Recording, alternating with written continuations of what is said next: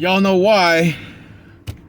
Copyright, right? Anyways, I just love starting off with music. Y'all know that.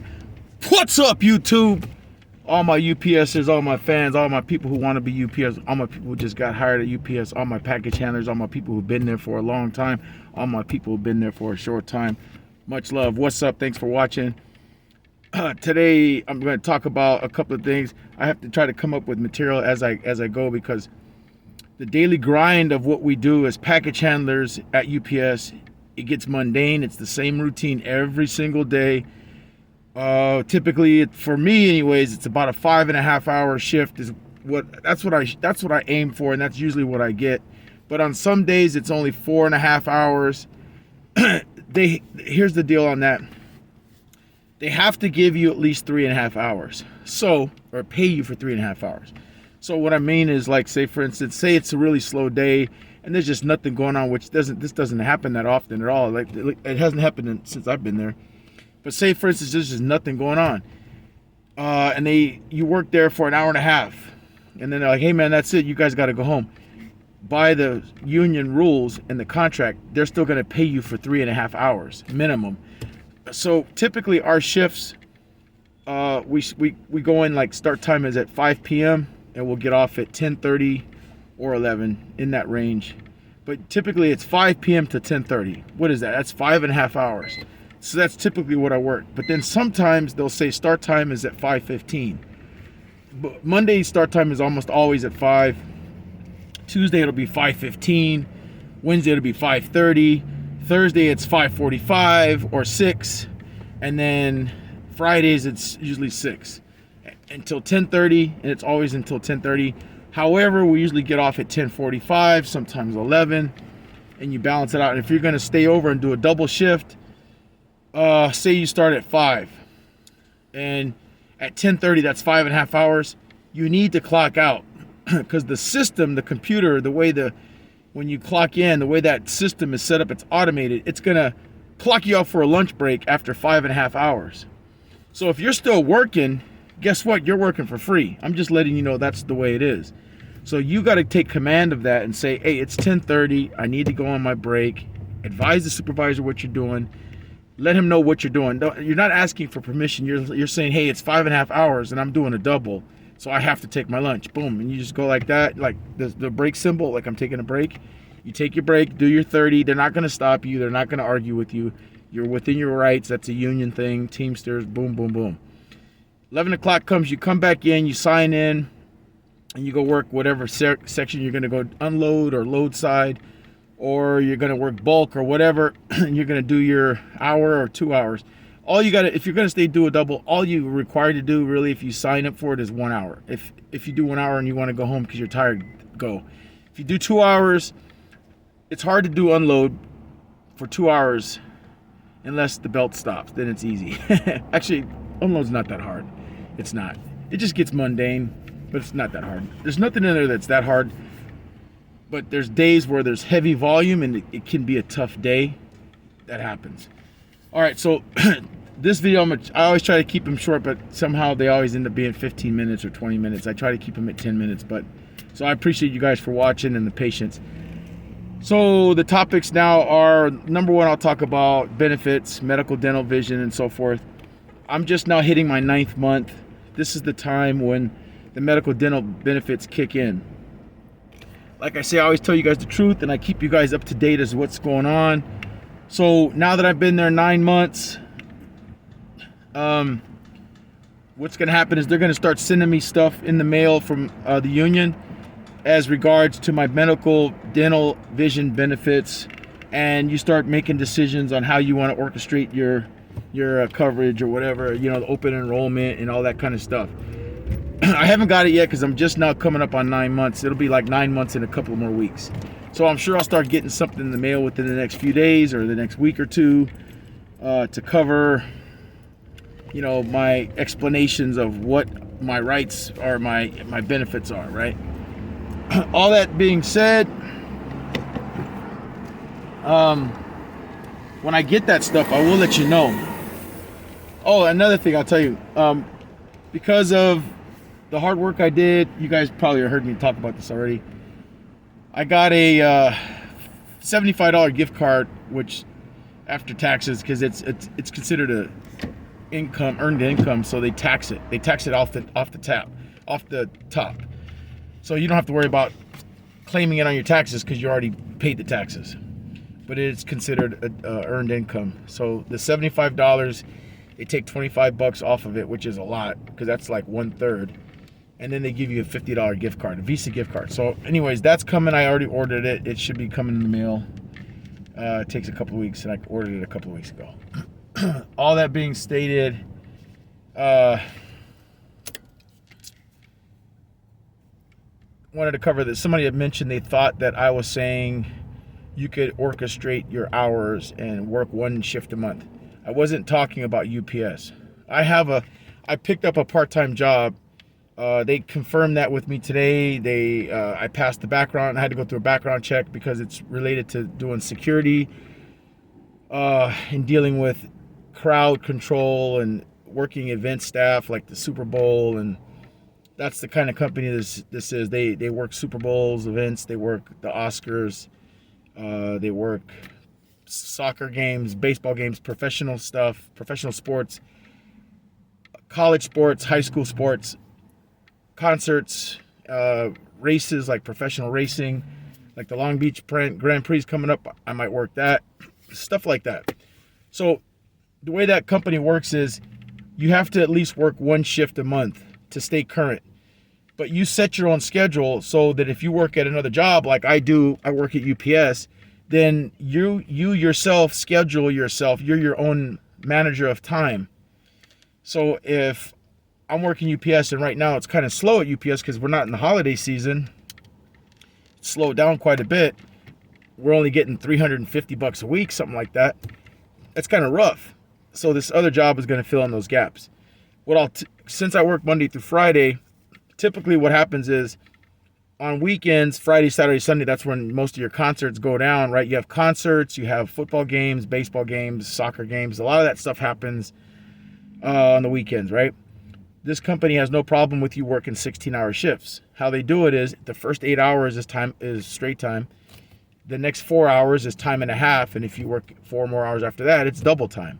So if you work 16 hours on Saturday and 16 hours on Sunday, do the math, that's 32 hours in just 2 days. In UPS, it takes me a whole week and I'm only getting like 25 or 26 hours, and that's 5 days. So imagine the benefit of working 2 days on my days off from UPS and getting 32 hours, but some of that is double time and some of that is time and a half. In just 2 days, I'm making like $500, something like that, right? So it benefits me to fill in the gaps for pay until I become a driver. So you got to orchestrate your career as you see fit. If this is what you want to do long term, you want to be a driver, then you got to make stuff happen around it. If you're going to school, you're a student, and during the day you go to school, and then at night you work at UPS, good job, big ups. A lot of guys do that. I see that all the time. Me, I need money. So I've already been to school. I've been to vocational college. I graduated from a vocational college. I've been to traditional colleges as well. I got my college scratched. I scratched that itch. So I'm glad I did that too. It was fun. But right now it's all about the money, right? So I just want to work. So meantime, until that driver position opens up, which it will, and I know it will because the hard work pays off, I'm going to do this crowd control security related function. And it's a good company. They've been around a long time. They have like 54 or 55 years around. They get some major contracts. They do major things. Like I said, the Oscars, Super Bowl. They're always at the Super Bowl. They get pretty exclusively. They do the Super Bowl every year. One cool benefit about that company is wherever the Super Bowl is at, they will fly you out, get you a hotel room, and then you work the Super Bowl, and then they fly you back. So this year, obviously, it was in Los Angeles. If I would have worked, I wouldn't have had to fly anywhere. I would just have to drive over there. But I didn't get hired before the Super Bowl. I got hired after the Super Bowl. So I missed out.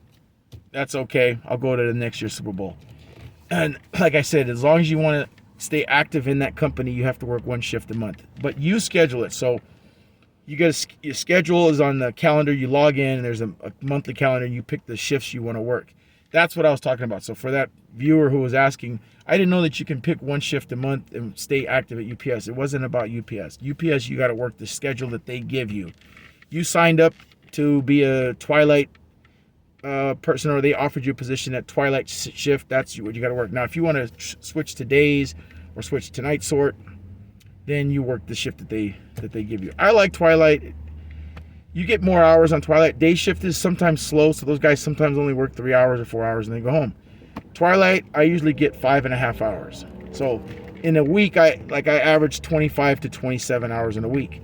If I work over on night sort, which lately it's been slow, I usually work another 2 hours. So that would be 2, 4, 6, 8, 10, right? 10 extra hours on top of those 25 hours is like 35 hours. That's livable. That's cool. It's still not enough money, but it's like 500 and something bucks. It's a little bit better than 350. The struggle is real, but there's a lot of character building in the struggle. How you handle yourself in those critical times and those moments of somewhat of a crisis, which is a money crisis, right? Go get a secondary job, win the lottery, whatever it is, take out a big loan. I wouldn't suggest that, but anyway, whatever you got to do, just maintain your focus on the goal. If you want to be a driver, don't give up.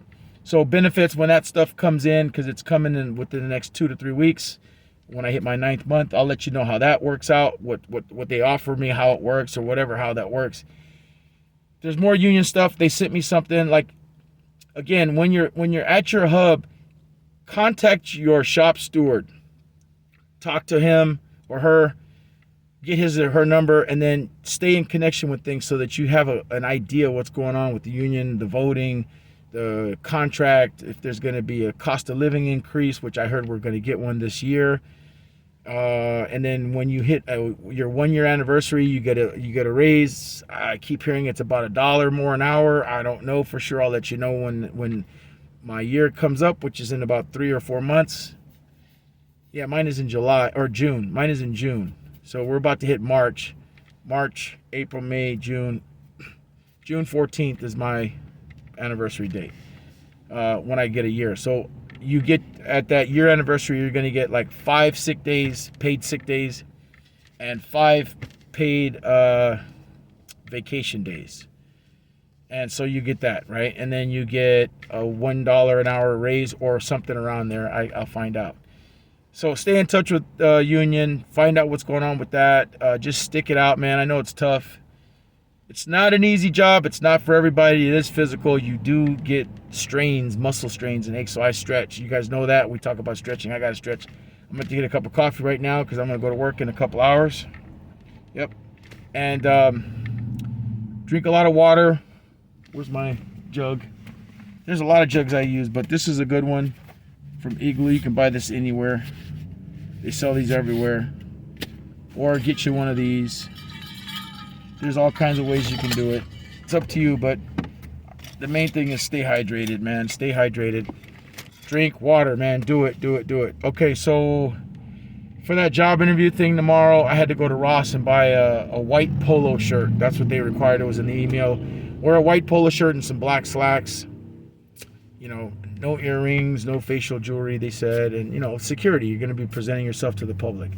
So I don't have a whole lot more to say than that, other than thank you guys for watching. I try to keep you guys appraised of what's going on. And it's hard because, like I said, at the hub, it's the daily, everyday stuff. It's mundane because it's a routine. You get there, you clock in, you go to your workstation, you know what to do, you set up, and you wait for the packages to come, and you put your gloves on, and you get your war face on, and boom, boom, boom, and you work until it's break, and then you take your 10-minute union break, and then you're back to work.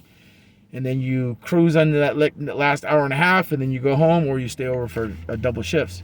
That's the daily routine. And if you can get to the discipline of doing that all the time as you wait to become a driver, it'll happen. You'll become that. Just keep visualizing it, and it'll happen. And don't give up. So that's the only thing I'm saying. And then on the other thing was, like I'm saying about the secondary job, there's all kinds of things you can do. There's a lot of, right now, jobs are pretty plentiful. The economy's doing very well. So if you need a second job, man, to fill those gaps, I had to do it. So it's one of those things. I need that extra money. So other than that, if there's any questions about stuff with UPS, with the union, with shifts, with pay or with benefits, or with what happens when you hit 9 months, what happens when you hit a year. Let me know, because I'm always asking questions. I talk to the union guy all the time. He's a good dude, and he fills in those questions really well for me, because he's been with the guy I talked to at our hub, our shop steward. He's been with the company for like 22 years as a union worker. He's a full-time employee, but he's got all his union benefits, and he's a shop steward, and he works in our hub. And I got his number, and I text him if I need something, or I'll call him. Squared away guy. So that's it. And I don't know, man. Beyond that, there's really not much else to talk about, other than sometimes I can't think of what I was really initially going to talk about in the video. But the main thing was I wanted to tell you guys that if you need to rock a second job, it's good when you get that extra income, because it relieves some stress off you. Just make sure that it's compatible with your schedule at UPS, and keep your eye on the prize. Don't give up. If you're here to be a driver, like some of you guys are, if there's any questions you guys have, ask me, and I will find out if I don't already know. But the main thing is get your name on the list. After 6 months, you can put your name on the list to be a driver. After 6 months, you can put your name on the list to be a driver. Hope you guys heard that. After 6 months, you put your name on the list. From that moment, you're now building seniority in that position, and you will eventually be called upon to go get trained. Training is, I think, a week long. And then once you start driving, you have 30 days of probation. If you don't get into any accidents, boom, you pass probation after 30 days. Boom, you are now a driver. After which time you will be either a 224 driver or a combination driver. I forgot what the other one is. And then eventually that leads to you being a permanently full-time driver. So, and the driver's start-off pay is like $26 an hour, I believe. From what I understand, supervisors start off at $19 an hour. I thought it was more. I was actually surprised that it was lower. We just promoted some supervisors. I did find this out. There's levels. There's a lot of levels. I don't know how many levels, like 9 or 10 or 11 levels of supervision. There's the regular supervisor that you start off at, but then you can branch out into different areas. You can become a safety coordinator, safety supervisor. You could do small sort. You could do bulk. You could do unload. There's a lot of ways you can go supervision. And then as you move up, you eventually become a full-timer. Full-timers make pretty good money. I don't know exactly what they make, but it's pretty good money because they're full-time. And it's like, it's probably close to $80,000 a year or $90,000 a year, in that range. Now, if you become a hub manager, which takes 9-10 years, they make 6 figures. They make more than drivers. A hub manager's got a lot of responsibility on his shoulders or her shoulders. So they're pulling in a good 140, 150K a year. But they're dealing with a lot of stuff, and they're never like at home. It's like they're always at work. They have long days. They're on salary, so they're working all the time. And even when they're home, they're on call. But if you want to get into management, being a hub manager is a good way to go. They make really good money, and they run the show, man. They're big shots. But again, like I said, supervisor, then full-timer, and then hub manager, and then it just keeps going. And there's areas you can branch out. So if that's your thing, you want to be into management or supervision, I say go for it. If that's your thing, we just promoted a bunch of people. Matter of fact, there was a girl that just promoted. She's been here like 3 months. I was her mentor. I mentored her when she got hired. I'm on the safety committee, so I'm mentoring people. She was doing unload, and I was talking to her about safety and how to work safely and how do you like it here and that stuff. Boom, she's a supervisor now. So she got promoted to supervisor. I just saw her the other day. She's going through the training. So big ups to her. I always try to keep people's names out, but she knows who she is. I don't know if she watches the channel. Again, man, if you guys got questions, ask, because it's hard for me to think of stuff to tell you all the time. It's the daily routine of me going to UPS every day, and I see the same things most of the time. There's not a whole lot different. So it's what I expect is the same, and when I get there, it's usually what I expect. So that's it, man.